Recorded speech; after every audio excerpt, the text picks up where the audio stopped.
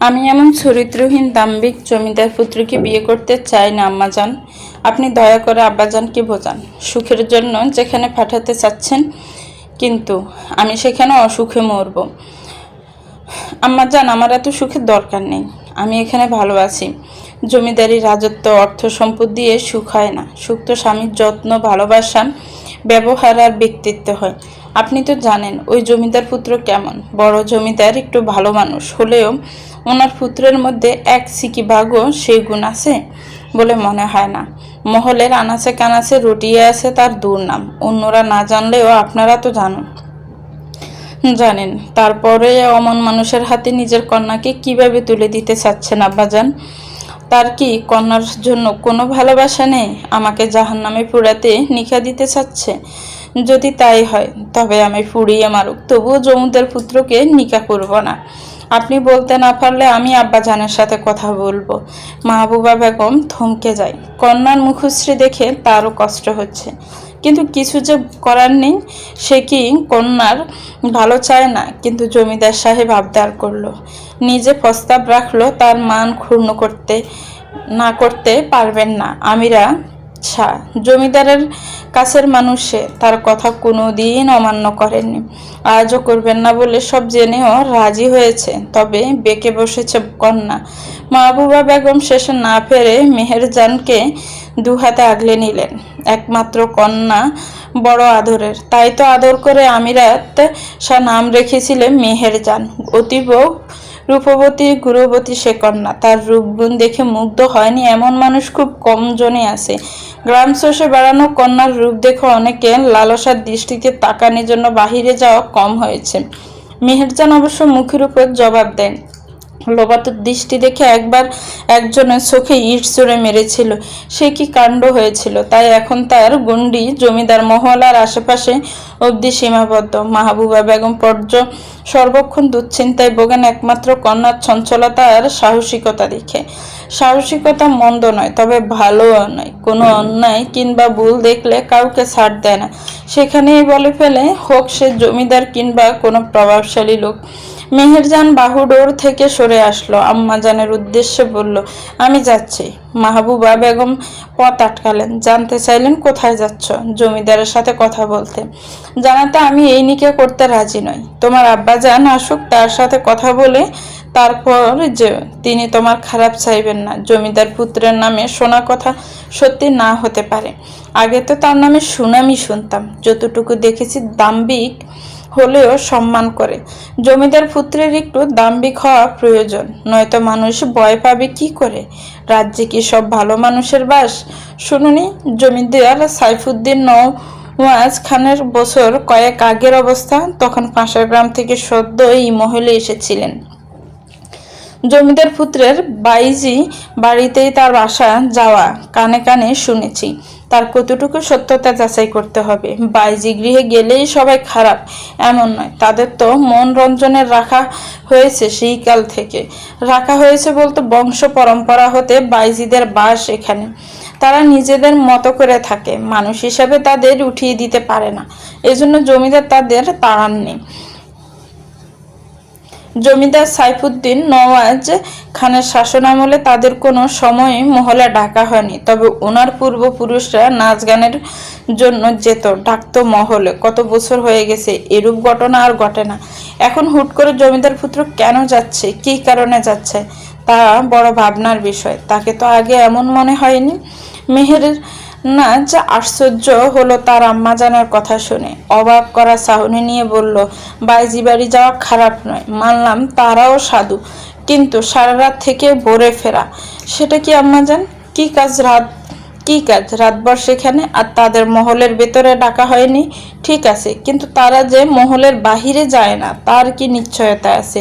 আব্বাজান জমিদারের কাছে মানুষ হলেও অনেক কিছু জানে না। 5 বছর হয়েছে এখানে এসেছি, কতটুকু জেনেছে? মহলে প্রবেশ করলে কেমন রহস্যময় লাগে, মনে হয় অজানা কিছু লুকিয়ে আছে। জমিদার গিন্নিও আমায় পছন্দ করে বলে মনে হয় না। মাহবুবা বেগম চুপ রইলেন, উত্তর দেওয়ার বাসা পেলেন না। মেহেরনাজ অবশ্য একদিন বলেছিল, কিছুদিন আগে ভোর রাতে মেহেরনাজের নিদ্রা ভঙ্গ হয়ে যায়।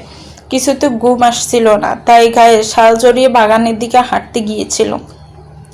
তাদের ছোট মহলটা জমিদার মহলের ঠিক সামনে, একটু দূরত্ব থাকলেও স্পষ্ট দেখা যায় আকাশের চাঁদ নেই। আমাবস্যা নাকি না, এখন তো আমাবস্যা না, তবে হয়তো শীতের কুয়াশার জন্য আড়ালে পড়েছে।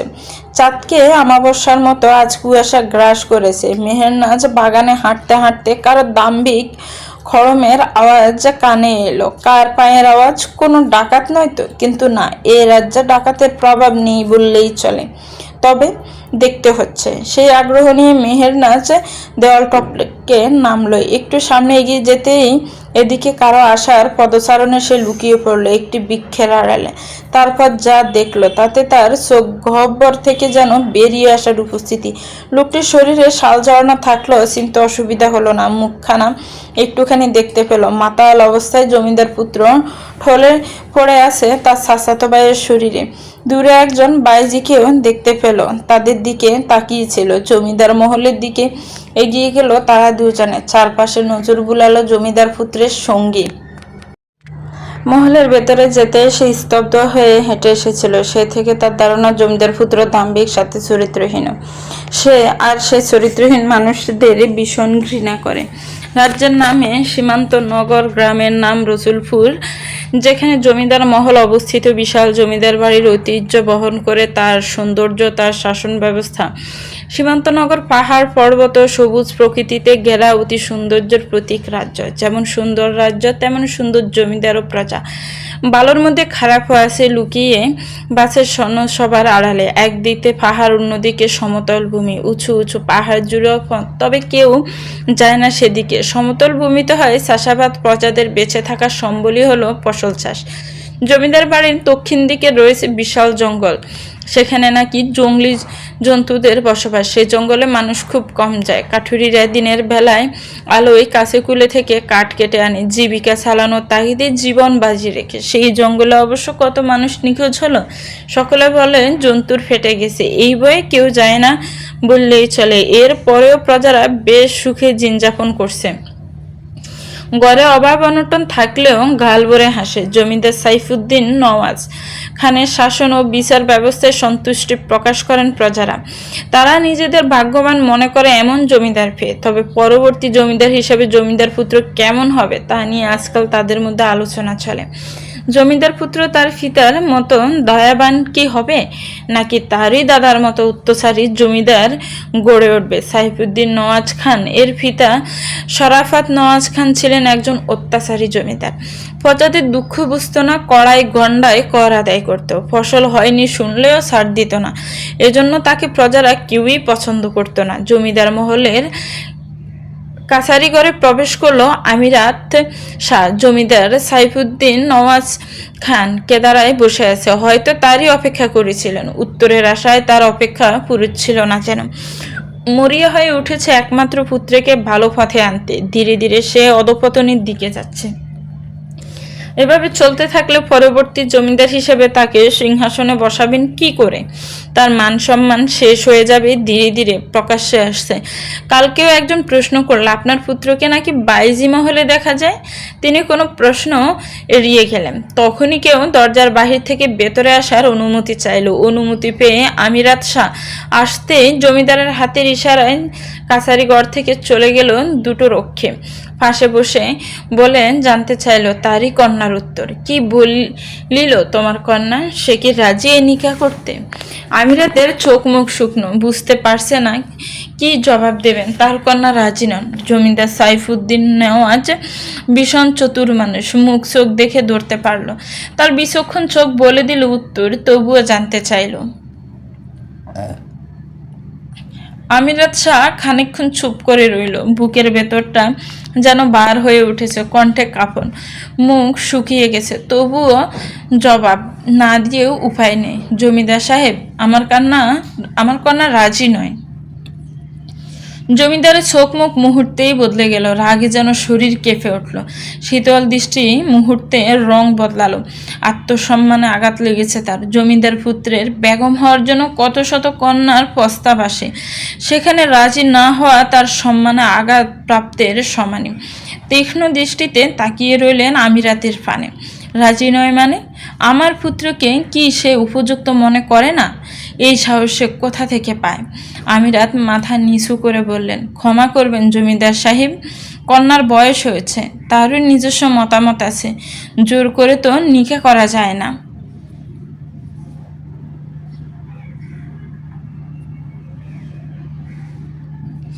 জমিদারের চোখে ক্ষোভের ঝিলিক।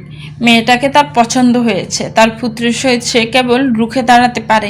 একদিন এমনই এক ঘটনা দেখে তার এই সিদ্ধান্ত নেওয়া। এবার নরম গলায় বলল, আমিরাত, তুমি আমার আপনজন, আজ অবধি আমার কথা অমান্য করনি, আজ কি তবে করবে? আমার মান, আমার সম্মান, আমার পরিবারের আভিজাত্য তোমার কন্যার একটি নাতে ভেঙে যাবে? এটা হতে পারে না। আমি চাই এই নিকা হোক।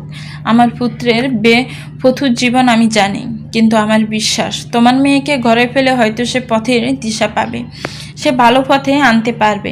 পুত্র নিজে রাজি হয়েছে।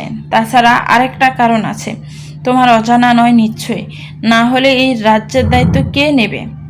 আমার একমাত্র পুত্র সে, তাকেই তো নিতে হবে। ছোটবেলা থেকেই পরবর্তী জমিদার হিসেবে তাকে গড়ে তুলেছি, সব দক্ষতায় পারদর্শী করেছি। এখন হুট করে কিভাবে কি হলো বুঝতে পারছি না। আমিরাত দ্বিধাগ্রস্ত, তিনি বুঝতে পারছেন না কি করবেন। জমিদার পুত্র মেয়ে জামাই হিসেবে মন্দ নয়, ভালোই, তবে এক জায়গায় সে আটকে গেল। জমিদার পুত্র বেপথে যাওয়ার কারণ বোধহয় বুঝতে পারেন, কিন্তু সাহস প্রমাণের অভাবে বলতে পারেন না। জমিদার পুত্র ইমতিয়াজ নওয়াজ খান না হলে কতজন আছে রাজ্য পরিচালনার দায়িত্ব নেওয়ার অপেক্ষায়, কিন্তু সে কেমন তা জানিও। ইমতিয়াজকে ছোট থেকে চিনে, খুবই সাহসী, ভদ্র, দাম্ভিক হলেও সাথে ধরে দিচ্ছিল। দাম্ভিকতা পরিস্থিতি অনুযায়ী প্রকাশ করতেও, কিন্তু সময়ের সাথে বড় হলো, হঠাৎ তার পরিবর্তনে সকলে চমকে গেছিল। গত মাস থেকে তার আরও বেশি অবনতি। অনেকে বলাবলি করে জমিদার পুত্র মাথা খেয়ে বাইজি কন্যা উপমা, তার নামের মতোই সুন্দর, সে যে দেখবে পাগল হয়ে যাবে। এদিকে তার কন্যা খুবই সাধারণ, সুন্দর, বটা, সাহসী আর ন্যায়পরায়ণ। জমিদার মহলের সাথে যুক্ত থাকার কারণে জমিদার কন্যা মালিনীর সঙ্গে সেও তীর, ধনুক, ছোড়া, অস্ত্র চালনা টুকটাক শিখেছে, সেও পারে। এদিকে জমিদারের প্রভাব, দয়া, সম্পর্ক। অন্যদিকে তার কন্যা চোখ ভরা কান্না, করুণাকুতি। আম্মা জান, আমাকে অসুখে ঢেলে দিও না। হঠাৎ করেই জমিদার গম্ভীর গলায় বললেন, শুনো আমিরাত, তোমার কন্যার অমত হলে এই নিকা আমি চাই, রাজি করাও তাকে। না হলে মনে রেখো, আমি আমার কথার মর্যাদা রাখবই। কাছারি ঘরে এক অস্বস্তিকর নীরবতা নেমে এলো। বাইরে পাখির ডাক, দূরে মসজিদে আজানের ধ্বনি, কিন্তু ভেতরে কেবলই ভারী নিঃশ্বাসের আওয়াজ। আমিরাত ভাবল, কথা শেষ করে তাকে নামাজে যেতে হবে। আমিরাত বুকের ভেতর দম চাপা কষ্ট নিয়ে আসতে বললেন, যদি সে নিজের জীবন বিসর্জন দেয় তবুও রাজি না হবে না বলেছে। জমিদার চোখ ছোট করে তাকালেন, ঠোঁটে তীব্র হাসি টেনে নিলেন। মৃত্যুর ভয় দেখাও না আমিরাত, কন্যাদের কান্না, চিৎকার যে সব আমি জানি, কিন্তু দিনের শেষে কন্যারা পিতার মান রাখে, তোমার কন্যাও রাখবে, তুমি শুধু তাকে বুঝিয়ে রাজি করাও। এমন সময় বাইরে থেকে হঠাৎ একটা কণ্ঠ শোনা গেল, আমি কোনোদিনই রাজি হব না। চমকে উঠলেন দুজনেই। কক্ষের দরজার পাশে দাঁড়িয়ে থাকা মেহেরনাজ কে বাধা দেওয়ার চেষ্টা করলো কয়েকজন দাসী, কিন্তু সে শুনল না। জ্বলন্ত ফুলকির ন্যায় ছুটে আসলো দাসীরা, আবারও আটকাতে আসলে সাইফুদ্দিন নওয়াজ খান হাতের ইশারায় থামিয়ে দেয়, যাতে বলতেই তারা মাথা নিচু করে আজ্ঞা জানিয়ে চলে গেল। মেহেরনাজ সাইফুদ্দিন নওয়াজ খানের সম্মুখে দাঁড়িয়ে বলল, আপনার আমার পুত্রকে আমি নিকা করতে চাই না। যার ঘরে স্ত্রী না থাকতেই বাইজি বাড়িতেই উঠা বসা, সে নিকা করলে একই থাকবে। তাছাড়া আমি কেন নিকা করতে যাব অমন দুচ্চরিত্র মানুষকে? আমার কি দেয়? জমিদার সাইফুদ্দিন নওয়াজ খান রুষ্ট হলেন। আমিরাত শাহকে আদেশ দিয়ে বললেন, আমিরাত, তোমার কন্যাকে নিচু কণ্ঠে কথা বলতে বলো, আর এও বলে দাও সে যেন জমিদার পুত্রী ইমতিয়াজ নওয়াজ খানের বেগম হওয়ার জন্য প্রস্তুত থাকে। কালকেই এই নিকা হবে। যদি রাজি নাও হও তবে বিটে মাটি ছড়ে চলে যাও এই রাজ্য থেকে। আমিরাত শাহ অবাক হলেন, দিক শূন্যের ন্যায় কণ্ঠের কথা হারালেন। এমন কঠোরতা জমিদার হিসাবে বড় কিছু নয়, তবে তিনি আশা করেননি। তারা সম্ভ্রান্ত হলেও জমিদারের সাথে পেরে ওঠার নয়, তাদের সাথে বেশ ভালো খাতি। জমিদার মহলে যাতায়াত লেগে থাকে, সমস্ত হিসাব মিলানোর দায়িত্ব আমিরাত শাহ এর উপরই। খুবই বিশ্বস্ত জমিদার মহলের সকলে তাকে আপনি মানে। ততক্ষণে জমিদার সাইফুদ্দিন নওয়াজ কাছারিগড় থেকে বেরিয়ে গেলেন। একমাত্র পুত্র ইমতিয়াজ কোথায় আছে সেই খোঁজ তাকে রাখতে হবে। আজকাল ঘাটে গেলে শোনা যায় ডাকাতের প্রভাব বেড়েছে, পাশের রাজ্যে লুটপাট বেড়েছে। তাকে আগেভাগে সাবধান হতে হবে, তৈরি থাকতে হবে প্রহরী নিয়ে। এতদিনে ক্ষমতায় ডাকাতদের সাথে লড়েছে কয়েকবার, একবার তো সব লুট করে নিয়ে গেছিল। সেবার বৃষ্টির জন্য ফসল ফলিছিল না, রাজ্যের প্রজাদের আহাজারিতে ভরে গেছিল আকাশ বাতাস। নদীপথে জাহাজ আসলে জলদস্যুর হাতে পড়ে সব দানা দিয়ে গেছে তারা। মহলে মজুদ থাকায় অসুবিধা না হলেও ঘাটতি পড়ল কোষাগারে। এবারও নাকি ফসল খুব একটা ভালো হয়নি, প্রজারা খাজনা বেশি দিতে পারবে না বলে আর্জি করেছেন। একমাত্র পুত্রকে ছোট থেকে যুদ্ধবিদ্যা, অস্ত্র চালনায় দক্ষতায় গড়ে তুলল, একসময় সে মত্ত হয়ে অন্য নেশায়। কেন, কিভাবে এত পরিবর্তন হলো তিনি আজও বুঝতে পারলেন না। বাইজি গৃহে গেলে তাদের হুমকি দিয়ে এসেছিল, তাতেও কাজ হয়নি। সেও তাড়াতে পারেননি ইমতিয়াজের জন্য, সে বাধা হয়ে দাঁড়িয়েছিল নিজে। আমিরাতের মেয়ের সাথে নিকার যখন রাজি হয়েছে, তখন এই নিকা যে করে হোক হতেই হবে। দুপুর হতে জমিদার মহল থেকে ফিরল মেহেরনাথ। জমিদার মহল খুব একটা দূরে নেই, 5 মিনিটের হেঁটের পথ। তাদের বাসস্থান জমিদার মহলের মতো বিশাল না হলেও বেশ সুন্দর, গুছানো আর আম্মাজানের যত্নের। আমিরাত শাহ মেয়ের পিছু পিছু আসলো। কক্ষের সামনে এসে খটখট করে কড়া নাড়ল, অনুমতি পেতেই ভেতরে আসলো। চারপাশে চোখ বুলালো, কক্ষের কিছু আসবাবপত্র এলোমেলো। বুঝতেই পারলো কন্যা রেগে আছেন। আমিরাত শাহ এগিয়ে এলেন, কন্যার মাথায় হাত রেখে বললেন কিছু কথা। সেসব কথা মেহেরনাজ কেবলই আশ্চর্য হয়ে শুনে গেল। বিস্ময়কর তার চাহনি মুহূর্তে পরিবর্তন হলো। কথা শেষ করে মেহেরনাজের কক্ষ ত্যাগ করলেন আমিরাত। সে কেবল আশ্চর্যের ন্যায় ভাবতে লাগলো, ইমতিয়াজ শূন্যে তলোয়ার চালাচ্ছিল। তার রোজকার অভ্যাস এমন শূন্যে তলোয়ার চালানো। হুট করে পেছন থেকে কেউ তলোয়ার আঘাত হানতে আসে, তৎক্ষণাৎ সে তলোয়ার দিয়ে রুখে দাঁড়ালো, পিছন হতে সামনাসামনি হলো। 1 মিনিটে তলোয়ার চালানো শেখায় হারালো অপর পক্ষের ব্যক্তিকে। তলোয়ারের আগায় তার মুন্ডু। ইমতিয়াজ তলোয়ার গলা বরাবর ধরেই বলল, শত্রু কিংবা বন্ধুর আগমন পিছন হতেই বুঝতে পারি। আমার তীক্ষ্ণ দৃষ্টির প্রবল শ্রবণ শক্তির শকুনি দৃষ্টিকেও হার মানে।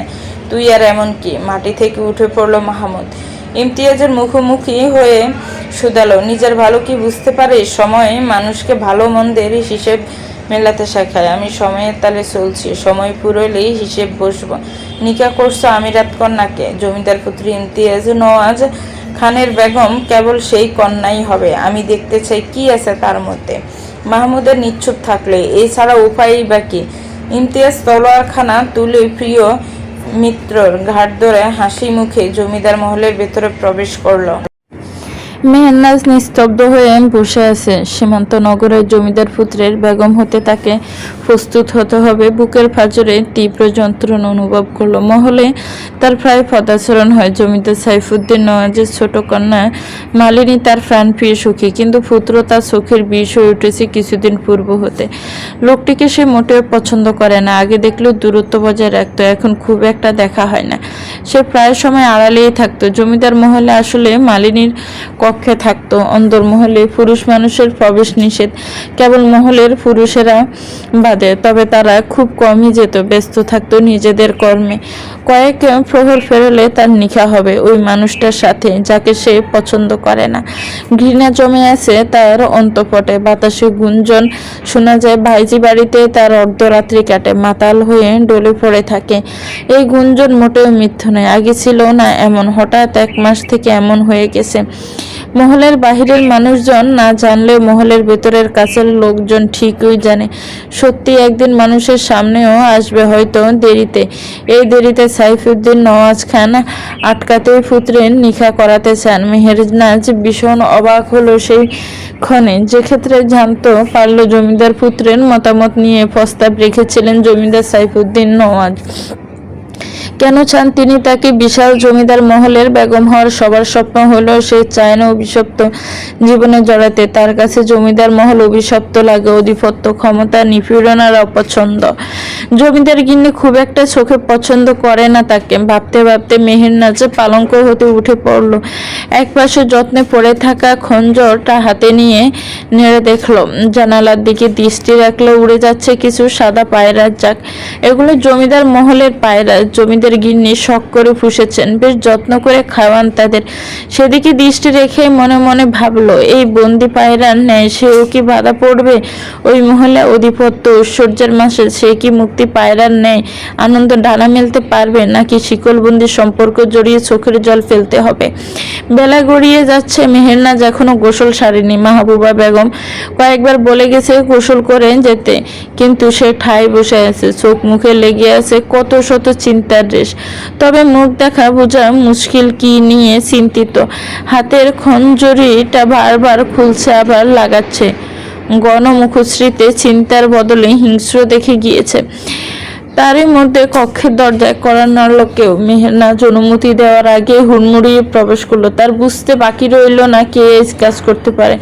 তার প্রাণপ্রিয় সখী মালিনী। সে এসে সখীর গলা জড়িয়ে ধরলো। মেহেরনাজ ততক্ষণে খঞ্জরটা ঢুকিয়ে রেখে দিল পাশের টেবিলে। মালিনীর খুশির কারণ বুঝতে পারলো হয়তো।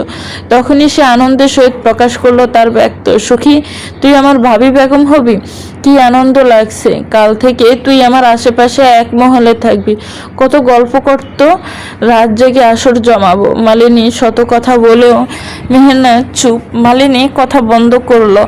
সামনে গিয়ে সখীর সামনে আসলো, মুখ ফানে চেয়ে দেখলো গম্ভীর মুখশ্রী। তুই কি এই নিকা করতে রাজি নয়? মালিনীর প্রশ্নে তার পানে চায় মেহেরনাজ, তবে জবাব দেয় না। তার মাথায় তার আব্বাজানের বলা কথাগুলা ঘুরছে। হিসাব মিলাতে গিয়ে পারছে, আবার পারছে না। কি লো বল? মেহেরনাজ সখীকে মন বুলানো হাসিতে বশ করলো। বলল, রাজি হব না কেন? জমিদার পুত্রের বেগম হওয়ার সবার স্বপ্ন থাকে, হোক জমিদার পুত্রের চরিত্রের সমস্যা কিংবা খারাপ। মালিনীর মুখের হাসি দপ করে বন্ধ হলো। মুখশ্রীতে আদান নেমে এলো।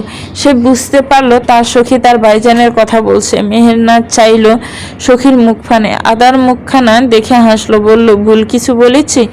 মালিনী মাথা নাড়ালো, বলল, ভুল নয়, তবে সঠিক সেটাও জানা নয়। ভাইজান এমন তো ছিল না। তাকে উপর থেকে রাগী গম্ভীর মনে হলেও ভেতর থেকে ভীষণ ভালো। তবে গত 2 মাস থেকে কি হলো, সব কেমন নিমেষে বদলে গেল। ভাইজান যেতে শুরু করলো বাইজি গৃহে। ভাইজান আগের মতো নেই, কথাও কম বলে, কিছু বললেও রেগে যায়। বাবা মশাইয়ের সাথে কথা শোনে না। আগের বাবা মশাই যা বলতো তাই শুনতো। এখন কেন এমন হলো প্রশ্ন জাগে না। মেহেরনাজ মালিনীর শেষ কথাটুকু শুনলো, ভাবলো। সে আবার আবদার জুড়ে বলল, তুই নিকা করার পর ভাইজানকে ঠিক করে দিবি? আমিও আমার আগের ভাইজানকে চাই। আমি জানি তুই চাইলে পারবি। মেহেরনাজ কিছু বলল না, পালঙ্ক থেকে উঠে পড়লো। তার গোসলে যেতে হবে। কক্ষ ছাড়ার আগে মালিনীর উদ্দেশ্যে বলল, কয়লার মাঝে যদি থাকে খাঁটি সোনা তবে বাহির করব, আর যদি দেখি কয়লায় তবে সেখানেই ফেলে আসব। মেহেরনাজ বেরিয়ে গেল। কক্ষে বিস্ময় নিয়ে দাঁড়িয়ে রইল মালিনী। সখীর কথার অর্থ সে বোঝেনি, তবে এতটুকু বুঝেছে তার সখী আনন্দের সহিত এই নিকাতে রাজি নয়। জমিদার তার নিজ কক্ষে শুয়ে আরাম করছেন। পাশে জমিদার গিন্নি সালেহা স্বামীর পা টিপে খ্যাদমত করছেন। বারবার মাথা নাড়িয়ে দেখছেন ঘুমিয়ে গেছে কিনা। সাইফুদ্দিন নওয়াজ ঘুমাননি, শুধু চোখের উপর হাত দিয়ে ফাঁস ফিরে শুয়ে আছেন। গিন্নির এমন দেখা দেখে চোখ বন্ধ করে বললেন, কিছু বলতে চাইলে বলো। সালেহা সাহস সঞ্চার করলো, কণ্ঠ জেরে বলল, আমিরাতের কন্যার সাথে আমার পুত্রের নিকা দিতে হবে কেন? কি এমন আছে তার মধ্যে? পাশের রাজ্য হতে তার জন্য সম্বন্ধে এসেছে। রাজকন্যা রেখে ওই কথা সম্পূর্ণ করতে পারলেন না গিন্নি। জমিদার সাইফুদ্দিন নওয়াজ খান। তার আগেই গিন্নি জবাব হাত উঁচিয়ে থামিয়ে দিলেন। পালঙ্ক থেকে উঠে পড়ল। সালেহা একটু ভয় পেল। ভুল হয়েছে তার বলা, ক্ষমা হাতে বলল, ভুল করলে মাফ করবেন। জমিদার গিন্নির ব্যর্থ চেহারার দিকে তাকালেন, শান্তস্বরে উত্তর দিলেন, আমি যা করেছি তোমার পুত্রের ভালোর জন্যই করেছি। পুত্রের খারাপ হোক এটা চাইব না, এতটুকু ভরসা তো আছে। সালেহা মাথা নিচু করে মাথা নাড়ালো, শাড়ির আঁচল টেনে নিল। সাইফুদ্দিন নওয়াজ খান কক্ষ থেকে বেরিয়ে গেলেন। সালেহা পালঙ্ক থেকে নামলো, কক্ষ হতে পা বাড়ালেন। গন্তব্য তার প্রাণপ্রিয় পুত্রের কক্ষে। ইমতিয়াজ কক্ষে গভীর নিদ্রায় ছিল। দরজা খোলার আওয়াজে তার নিদ্রা ভঙ্গ হলো। তার প্রখর দৃষ্টি আর দুর্দান্ত শ্রবণ শক্তি আশপাশে দিয়ে কেউ হেঁটে গেলেও বুঝতে পারে। সালেহা প্রিয় পুত্রের পালঙ্কে বসলো। ততক্ষণে ইমতিয়াজ উঠে বসেছে। এমন সময় মাতাকে দেখে জিজ্ঞাসা করলো, কিছু বলবেন আম্মিজান? সালেহা পুত্রের পানে চাইলেন। কত স্বাভাবিক ও সুস্থ তার পুত্র, তবে এমন অবনতি কেন ঘটে মাঝে মধ্যে? তখনের ইমতিয়াজ আর এখনের ইমতিয়াজের মধ্যে বিশাল ফারাক লক্ষ্য করা যায়। সেই বিষয়ে প্রশ্ন করলে এড়িয়ে যায়। তবে তিনি এখন কথা বলবেন অন্য বিষয়ে। তুমি কি আমিরাত কন্যা মেহের নাজকে সত্যি নিকা করতে প্রস্তুত? পছন্দ সে কন্যা? ইমতিয়াজ উঠে দাঁড়ালো, পাশ থেকে তলোয়ারখানা নেড়ে ছেড়ে রাখলো। আলমিরা থেকে পোশাক বাহির করতে করতে বলল, জি আম্মিজান, আমি প্রস্তুত। বাবা মশাই যখন বলেছে তখন দ্বিমত করি কি করে? সালেহা শেষ আশাটুকু যেন নিভে গেল। সে সারাদিন সব কিছু ঠিকঠাক থাকে, সব কথা শুনে। কেবল রাত্রি নামলে প্রায়শই তার অবনতির প্রকোপ বাড়ে। ইমতিয়াজ পোশাক বদলে তলোয়ার নিয়ে বেরিয়ে গেল। সালেহা কেবল তার পদচারণের পানে চেয়ে রইল। সে পুত্রের সুখ চায়, সে ভালো থাকুক, আনন্দে থাকুক। নিকা করে যদি ভালো হয়ে যায় তবে সে বাধা হয়ে দাঁড়াবে না। দীর্ঘশ্বাস ফেলল, মনে মনে ভাবল, তার এই সুখের সংসারে কার নজর পড়ল? জমিদার বাড়ির পিছনে একে পুষ্কুনি আছে। জমিদার মহলের কন্যা ও গিন্নিরা সেখানে গোসল সারেন। এদিকটায় বাহিরের পুরুষ মানুষ আসা নিষেধ। আর গোসলের সময় তো কেউই নয়। পুষ্কুনির শান বাঁধানো কাটে বসে আছে মালিনী। আনমনে কি যেন ভাবছিল। হঠাৎ কারো পদচারণ পাওয়ায় সে তাকায়। নেত্রপল্লবে ধরা পড়ে এক সুদর্শন পুরুষ, শরীরে আধ পুরনো পোশাক। সে একটু আশ্চর্য হলো। পছন্দ এখানে কি করে আসলো? আগে কখনো দেখেছে বলেও মনে পড়ছে না। আপনি কে? এখানে কি করছেন জানেন না এদিকে পুরুষ মানুষ আসা নিষেধ? ছেলেটি ভয় পেল। তার চোখ মুখ দেখে বোঝা গেল। মালিনীকে দেখে সে ত্বরিত গতিতে দৌড়ে যেতে যেতে বলল, মাফ করবেন, আমি আসলে ভুল করে চলে এসেছিলাম। আজ বাবা মশাই অসুস্থ বলে আমি কাজে এসেছিলাম। মালিনী শুনল, কিন্তু কিছু বলার আগে এসে চলে গেল। তার ভয় পাওয়ার দেখে হুট করে অধরা হাসি নেমে আসলো। হৃদয়ে কিছু একটা অনুভব করলো। তার নেত্রপল্লব এদিক সেদিক পানিই রইল। বাতাসে গা ছড়িয়ে পড়ল ফুলের সুবাস। মালিনী চোখ বন্ধ করে অনুভব করলো। তারপর পুষ্কুনির ঘাট থেকে উঠে বাগানের দিকে গেল। নজরে এলো সে যুবক ফুলের গাছে পানি দিচ্ছে। অপলক তাকিয়ে রইল। হুট করে ছেলেটি তাকালো। মালিনীকে দেখে ভয়ে যেন পালিয়ে গেল। তার পালানো দেখে মালিনীর ভীষণ হাসি পেল। জঙ্কার তুলে হাসলো সে। এখানে কি করছিস? পাগলের মতো হাসছিস কেন? মালিনী চমকে উঠল। তার নজর সরল। তার পিছনে দাঁড়িয়ে আছে ওয়াসিফ নওয়াজ খান, তারই পিতার চাচাতো ভাইয়ের ছোট ছেলে। সেই হিসেবে তার চাচাতো ভাই। মালিনী একটু ভয় পেল। ছেলেটির দিকে তাকিয়েছিল, দেখেনি তো? কি হলো, দাঁড়িয়ে আছিস কেন? মহলের ভেতরে যা। মালিনী হাঁপ ছাড়ল। উত্তর দিতে হবে না ভেবে খুশি হলো। মাথা নেড়ে মহলের দিকে এগিয়ে গেল। ওয়াসিফ চারপাশে নজর বুলালো। নতুন লোক দেখে একজনকে জিজ্ঞেস করলো। জানতে পারলো মালির ছেলে। সে মালির বদলে কাজে এসেছে। তখনই আগমন হলো তনিমার। ওয়াসিফ কারো আগমন বুঝতে পেরে পিছনে তাকালো। তানিমা অদরা হাসি ঝুলিয়ে দাঁড়িয়ে আছে। সে জমিদার মহলের জমিদার সাইফুদ্দিন নওয়াজ খানের আপন ছোট ভাই শামসুদ্দিন নওয়াজ খানের একমাত্র কন্যা। দুঃখের বিষয় শামসুদ্দিন নওয়াজ খান আর বেঁচে নেই। কয়েক বছর আগে এক কঠিন রোগে আক্রান্ত হয়ে মৃত্যুবরণ করেন। শারমিন বেগম একমাত্র পুত্র শিহাব কন্যা তনিমাকে আঁকড়ে ধরে বেঁচে আছেন। যদিও সাইফুদ্দিন নওয়াজ তনিমাকে মালিনীর মতোই স্নেহ করেন, যাতে সে ফিতার অভাববোধ কম করেন। তনিমা আদারে হাসি ঝুলি ওয়াসিফের উদ্দেশ্যে বলল, আপনাকে ইমতিয়াজ ভাইজান ডাকছে। ওয়াসিফ শুনল, বলল, তুই যা, আমি আসছি।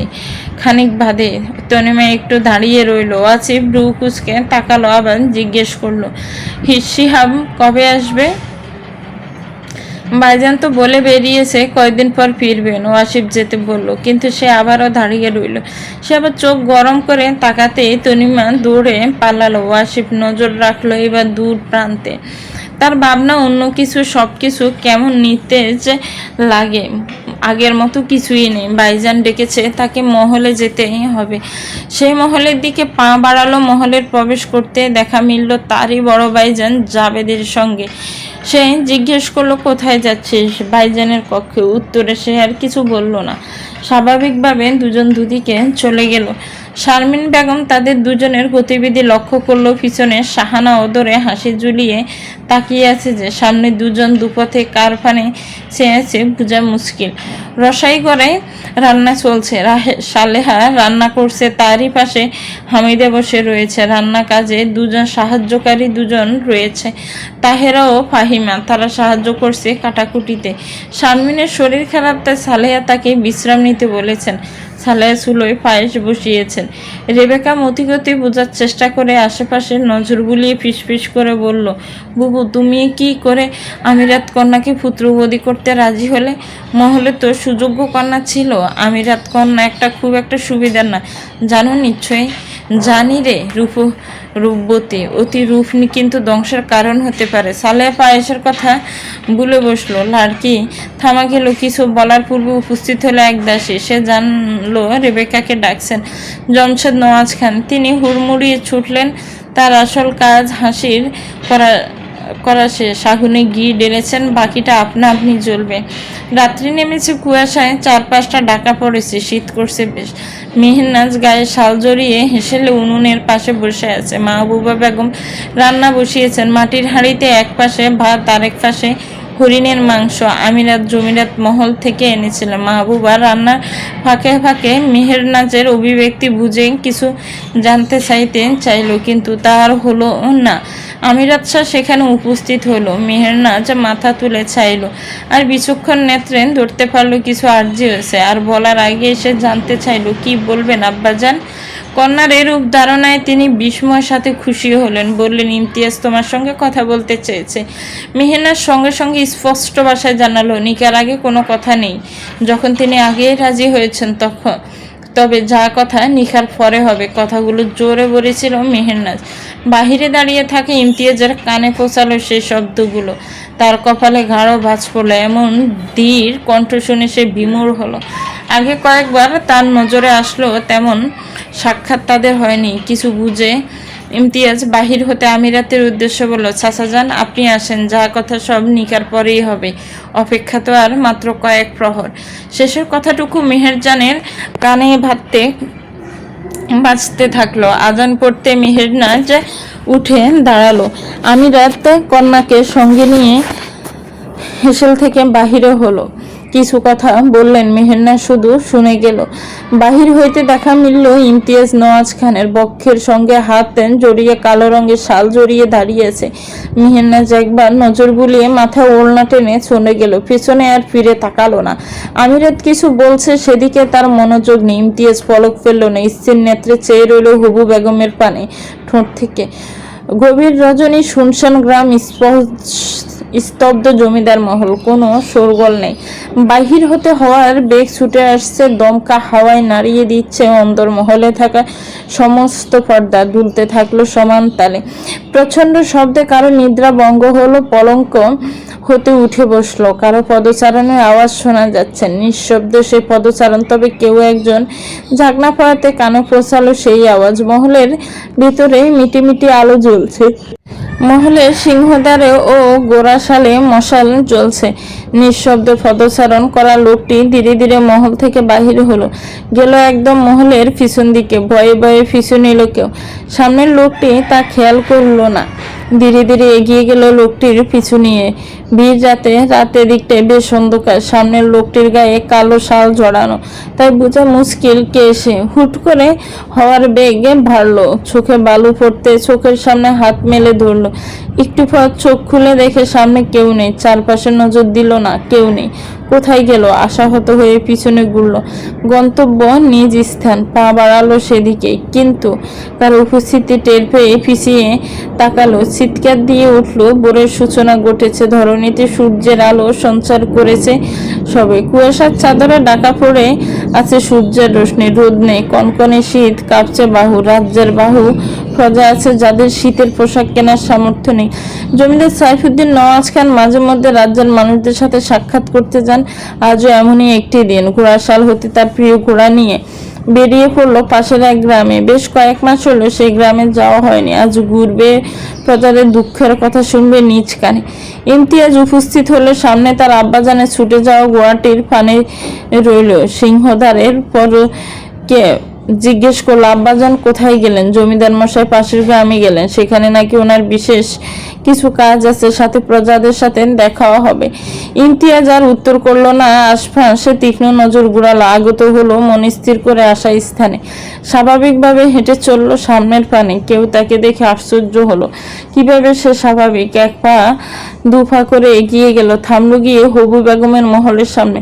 নেত্রপল্লব ঠেকলো একটি কক্ষের উপরে, হাতে তার একখানা খঞ্জর রয়েছে। পা এগিয়ে নিয়ে গিয়ে কিছু অনুভব করলো, সামনে আর এগুলো না, ছুটলো তার নির্দিষ্ট স্থানে নির্দিষ্ট ভঙ্গিতে।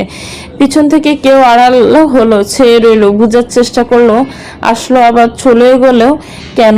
মহলে ছাদে দাঁড়িয়ে আছে মালিনী আর ইমতিয়াজ, দুজনে নিশ্চুপ। মালিনী অনেকক্ষণ আগে ছাদে এসেছিল। ছাদ থেকে তার নজর পড়লো বাগানের দিকে। কালকে ছেলেটিকে আজকেও এসেছে, ফুলের বাগানগুলোকে পানি দিচ্ছে। গা আজকে খয়েরি রঙের একখানা ফতুয়ার উপর শাল জড়ানো। শীতের প্রকোপ বেড়েছে কিনা এজন্য বর দুপুরেও শীত করছে। রোদের মুখ কুয়াশায় ঢাকা, একটুখানি উঁকি দিচ্ছে বটে, তখনই আগমন ঘটে কারো। মালিনী চট করে ঘুরে তাকালো। তার থেকে খানিকটা দূরে ইমতিয়াজকে দাঁড়িয়ে থাকতে দেখলো। ধীর পায়ে সে বোনের পাশে দাঁড়ালো। মালিনী বাগানের দিক থেকে নজর সরিয়ে ভাইজানের আগমনের সঙ্গে সঙ্গে ভাই বোনের নীরবতা যেন অন্য কিছু বলছে। মালিনী কিছু জিজ্ঞেস করার আগে ইমতিয়াজ বলে উঠলো, তোর সখী এই নিকাতে রাজি না বললি, কিন্তু তার মতামত জানতেন। কাল সন্ধ্যায় গেলাম, সে তো কোনো কথাই বলল না, বলল কেবল যা কথা হবে নিকার পরে। এত তেজি কণ্ঠ আমাকে বিমোহিত করেছে। আব্বাজানের কাছে শুনলাম প্রথমে রাজি না বলে মহলে এসে কথা শুনিয়ে গেছে, পরে এমন কি হলো যে রাজি হলো? মালিনী চুপচাপ শুনলো।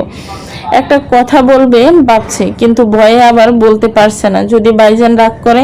মন স্থির করলো, চোখ বন্ধ করে নিজেকে সাহস জুগিয়ে ভাইজানের দিকে তাকিয়ে বলল, ভাইজান, বাইজি মহলে না গেলে হয় না? মদ্যপান হারাম, সেসব পান না করলে হয় না? আপনি আগের মতো হয়ে যান না? এখন তো ঠিকঠাক আছেন, মাঝে মধ্যে আপনি কি হয়? কেন আপনি অমন করেন? কি কারণ এটা বলুন। আপনার যদি সত্যি অন্য কাউকে বলতে দ্বিধা থাকে তবে আমায় বলুন, নয়তো আমি জানকে বলুন। আপনার পরিবর্তনে সবাই কষ্ট পায়। আব্বাজান চিন্তিত। পরবর্তী জমিদার হিসেবে আপনাকেই তো আসনে বসতে হবে, প্রজাদের কথা ভাবতে হবে। এভাবে চললে আব্বাজানের মতো ন্যায়পরায়ণ নিষ্ঠাবান জমিদার কিভাবে হবেন? তাছাড়া আজ আবার হবেন কারো স্বামী হবেন। মেহেরনাজ কেমন আপনি তো তা জানেন না, তার কাছে আপনি ঘৃণিত ব্যক্তি। তারপরও কেন রাজি হয়েছে তা জানি না। ইমতিয়াজ এক দৃষ্টে চেয়ে আছে ছোট বোনের চোখের দিকে।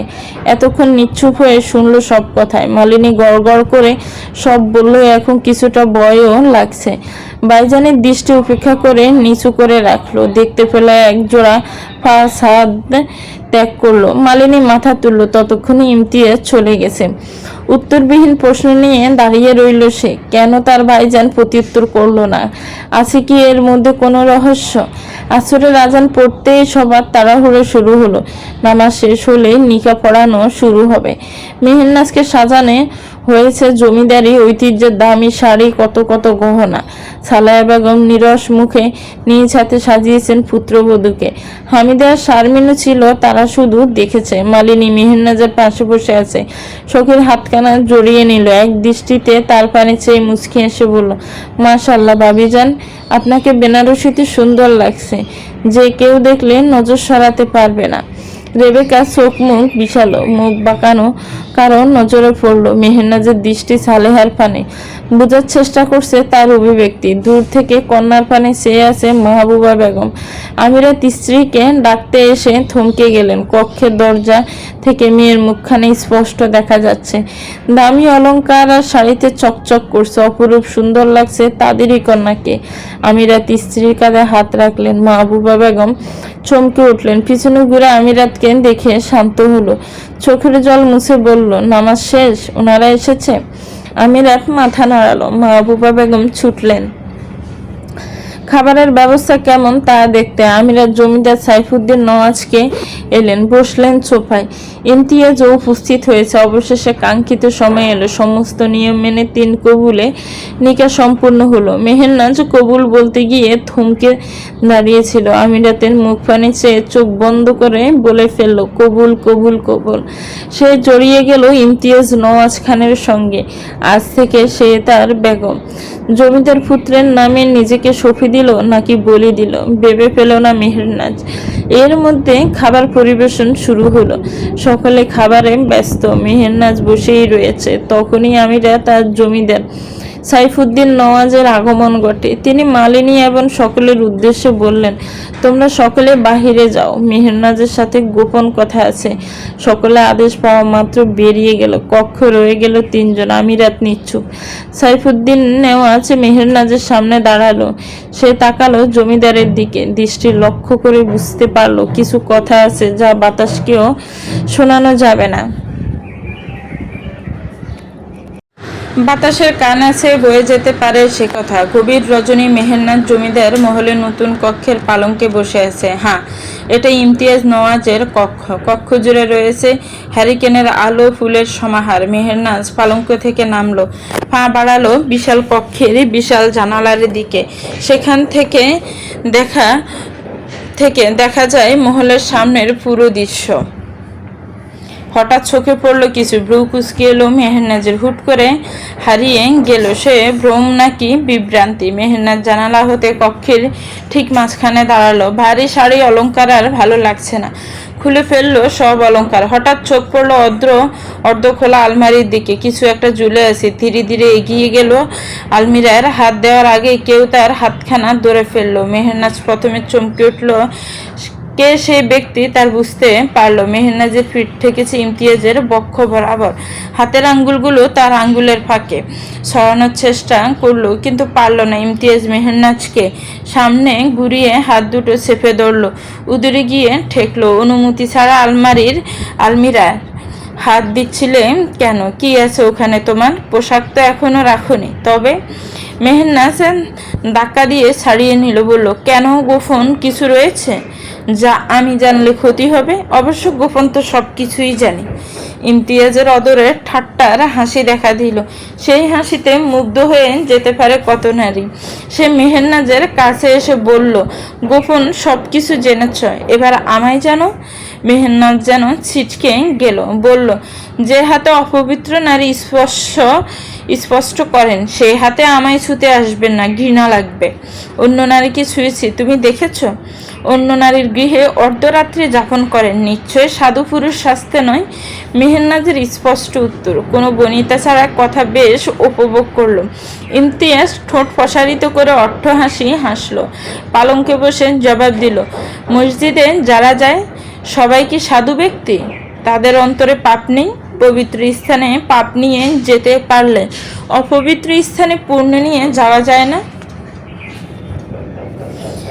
মেহেরনাজ কড়া দৃষ্টিতে চেয়ে রইল। ভাবল কিছুক্ষণ। সে মূলত এই কড়া কথা ইমতিয়াজের অভিব্যক্তি জানতেই বলেছে। কি হলো? উত্তর পেলে না? নিশ্চুপ থাকাকে হার মানা ধরে নেব? ধর্ম টেনে আনছেন, ধর্ম মানেন? মানলে তো এই জমিদারি থাকবে না। জমিদারি অনেক প্রথা ধর্মের বিরুদ্ধে। তবে কি জমিদারি ছেড়ে দিবেন নাকি প্রথা বর্জন করবেন? ইমতিয়াজ বেশ আয়েশ করে পা জড়া দোলাচ্ছে আর শুনছে। উত্তর দেওয়ার জন্য হাসি মুখখানা খুলতে যেতে হাসি মাখা মুখটা মুহূর্তে নিঃশেষ হয়ে গেল। কক্ষের বাহিরে কারো ছায়ার দেখা মিলল। ইমতিয়াজ ত্বরিত গতিতে দরজা খুলে বাহির হয়ে গেল। যাওয়ার আগে হাতে তুলে নিল পালঙ্কের পাশে থাকা তলোয়ারটাও। মেহেরনাজ কেবল তাকিয়ে রইল আর বুঝার চেষ্টা করলো কি হলো। আর একটু আগে জবাব না দিতে পারা কথাটুকু কেন বলল? কিছু রহস্য তো আছে, সব কিছুর মধ্যে বিশাল জমিদার মহলের আনাচে কানাচের রহস্য সে খুঁজে বাহির করবেই করবে। প্রভাতের শুরুতে মেহেরনাজের ঘুম ভাঙল। চোখ ফিটফিট করে তাকিয়ে দেখলো ভোরের আলো সবে ফুটছে। বিশাল জানালার পর্দার ফাঁক গলে আলো ঢুকছে, হালকা বাতাসে পর্দা উঠছে। মহল থেকে দূরে বিশাল আকারের বটগাছটা দেখা যাচ্ছে, সেখানে লাল একটা কাপড় উঠছে। বেশ ভাবুক লাগলো। লাল কাপড় বাঁধা কেন? লাল কাপড় কোথা থেকে আসলো? মেহেরনাজ উঠে বসলো, পালঙ্কের উপর দুই পা প্রসারিত করে বসে রইল।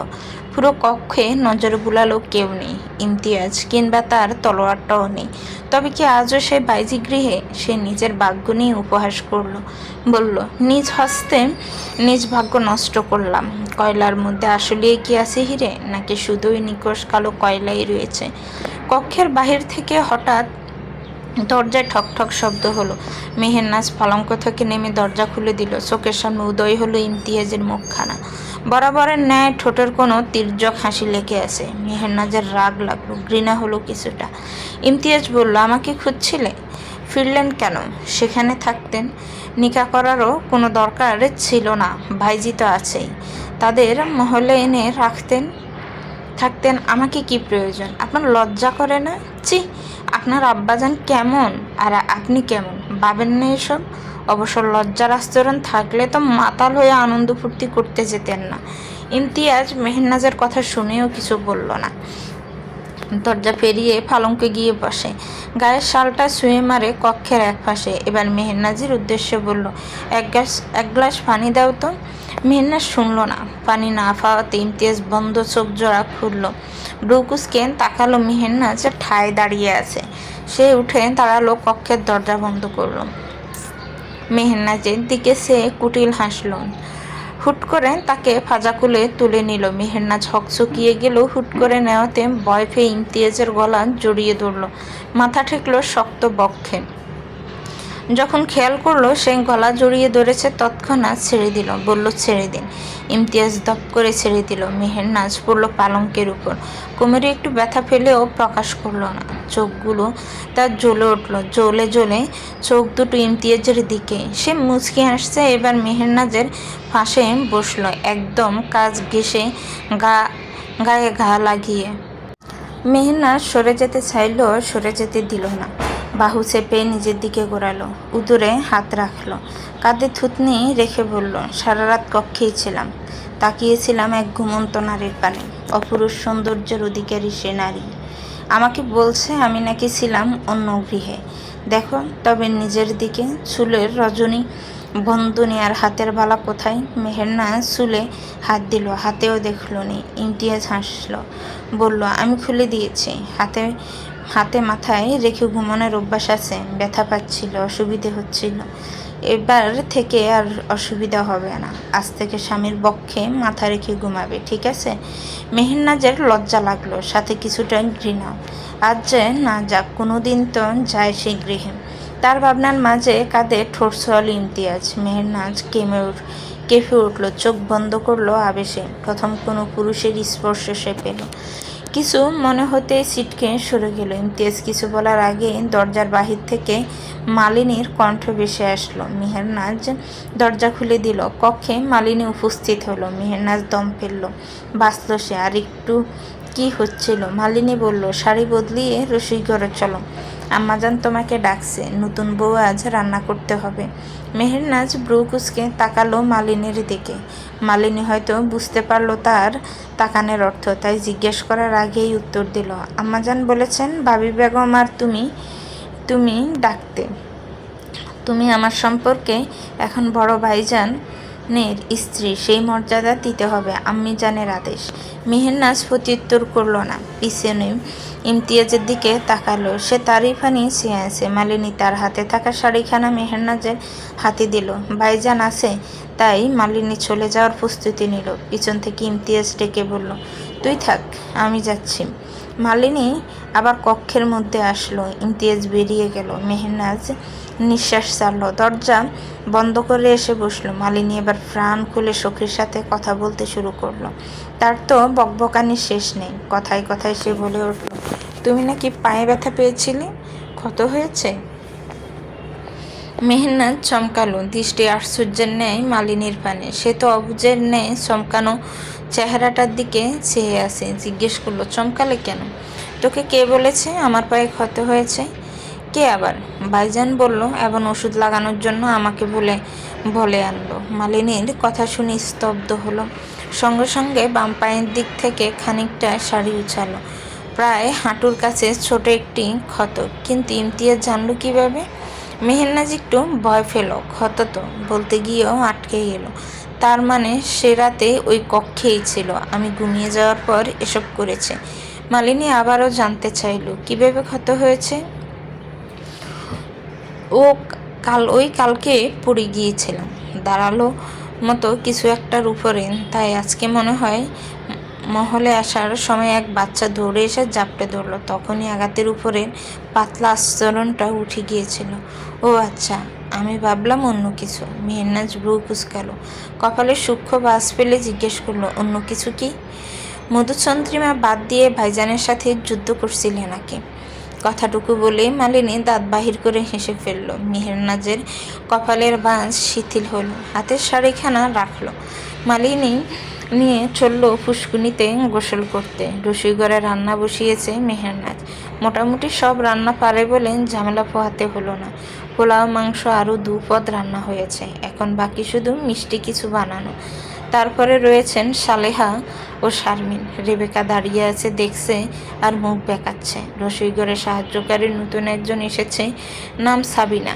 সে প্রচুর কথা বলে, তাই তো মেহেরনাজকে জিজ্ঞেস করে বসলো, নতুন বউ তুমি কি সুন্দর, নতুন পোশাকের মতো তকতকে তোমার চেহারা, চুলের কি বাহার, শাড়িতে রূপবতী রাজকন্যা লাগছে। জমিদার পুত্র তোমার রূপ দেখে নিকা করেছে। মেহেরনাজ লাড়কি ধরা হাতখানা থেমে গেল। তার মনে প্রশ্ন জানলে। সালেহা চোখ গরম করে তাকালো। তাহেরা আর ফাহিমা ফিসফিস করে চুপ করতে বলল। সাবিনা চুপ হয়ে গেল। হামিদা পাশ থেকে বলে উঠল, রূপবতীর চেয়েও রূপবতী আছে। তাই বলতে গিয়েও থেমে গেল। সালেহা আছে কি, সে কি করে ভুল বসলো? সালেহা তাকাতে ইশারায় বলল, সে বলতে চায়নি। শারমিন নিশ্চুপ বসেছিল। খাবারগুলো বাড়ছে একজন। একটু বাদে খাবার জায়গায় উপস্থিত হলো সাইফুদ্দিন, নওয়াজ, ওয়াসিফ, জাভেদ ও জমশের। আসেনি কেবল ইমতিয়াজ। সকলে মাদুর ফাতানো আসনে বসে পড়ল। সালেহা মালিনীকে পাঠালো ইমতিয়াজকে ডাকতে। এই তো নাম নিতে না নিতে হাজির হয়েছে। মালিনীর কথায় সকলে তাকালো। ইমতিয়াজ আসছে এদিকে। এসে বসলো ওয়াসিফের পাশে। সালেহা ইশারা করতে মেহেরনাজ খাবার পরিবেশন শুরু করলো। শারমিনও তাকে সাহায্য করতে গিয়ে এগিয়ে গেল। সবাইকে খাবার দেওয়া শেষে ইমতিয়াজকে দিতে গিয়ে বিপত্তি ঘটল। বাজি বাসনে দিতে হাত এগিয়ে নিতে হাতখানা ধরল। সেকেন্ড ছেড়ে দিল যেন কেউ না দেখে। মেহেরনাজ সামনে থাকায় সবাই না দেখতে পেল, একজনের নজর এড়ালো না। মেহেরনাজ সেখান থেকে সরে আসলো। মনে মনে কয়টা কথা শুনিয়ে দিল। হঠাৎ মনে হলো দৃষ্টি তার দিকে এক দেনে ছেয়ে আছে। সামনের 4 জনই তো মাথা নিচু করে খাচ্ছে। মাংসটা আরেকটু দিন তো। জাবেদের কথায় মেহেরনাজ ভাবনা থেকে বেরোলো। অচেনা পুরুষদের সামনে তার অস্বস্তি লাগছে কিছুটা। তবু এগিয়ে গিয়ে মাংস বাটিতে দিল। ওয়াসিফ চাইল পোলাও। সালেহা দূর থেকে তার কাণ্ড দেখে বলল, ইমতিয়াজ কি নেবে শোনো। মেহেরনাজ এবার তাকালো তারই স্বামীর পানে, ধীরে বলল, কি নেবেন? দাও মিষ্টি। মেহেরনাজ মিষ্টির বাটি এনে রাখলো তার সামনে। বাটি রেখে সরে আসতে নিবে, ঠিক তখনই ফিসফিস কণ্ঠে শুনতে পেল, আমি নিতে চাই তোমাকেই বেগম জান, তুমি কি আমার হবে? মেহেরনাজ হতবিহ্বল হয়ে আশেপাশে তাকালো। কথাটুকু তার কর্ণগোচর হতে অদ্ভুত এক অনুভূতি হলো, যে অনুভূতির নাম অজানা। ইমতিয়াজ তার বেগমের অস্থিরতা দেখে মুচকি হাসল। এত মানুষের মধ্যেও কেউ তাদের উপর লক্ষ্য রাখল। দুজনের এখন কাণ্ডে জ্বলে উঠল বিভীষিকার ন্যায়। মেহেরনাজ উঠে আসলো, আর এক মুহূর্ত সেখানে থাকলো না। এক প্রকার দৌড়ে চলে গেল। কাউকে বলে না যাওয়াতে সালেহা অসন্তোষ হলো। মনে মনে রাগ ফুসলো, ঘি ডালল হামিদা। এতে আরও আগ্নেয়গিরির সৃষ্টি হলো সালেহার মনে। ইমতিয়াজ বেগমের যাওয়ার পানে চেয়েছিল, তার গমনের দিকে চেয়ে থাকলো। তাকে আর দেখা যাচ্ছে না, হয়তো কক্ষে পৌঁছে গেছে। তাকে দেখা না গেলেও সে পথের দিকে চেয়ে আওড়ালো, তেজস্ক্রিয় বেগম যান। চলবে তো ভিউয়ার্স, গল্পটার এটা প্রথম পর্ব। গল্পটার নাম হচ্ছে রাজমহল। গল্পটা কেমন লেগেছে একটি কমেন্টস করে জানাবেন। গল্পটার পরবর্তী পার্ট খুব শীঘ্রই দেওয়া হবে যদি আপনারা চান। ভালো থাকবেন, সুস্থ থাকবেন। আর হ্যাঁ, আমি এতদিন গল্প দিতে পারিনি, আমি শারীরিক মানসিক দুই দিকে ভীষণ অসুস্থ হয়ে পড়েছি। আমার জন্য দোয়া করবেন, চেষ্টা করব নিয়মিত গল্প দেওয়ার জন্য। ভালো থাকবেন, সুস্থ থাকবেন। আল্লাহ হাফেজ। আসসালামু আলাইকুম ওয়া রাহমাতুল্লাহ।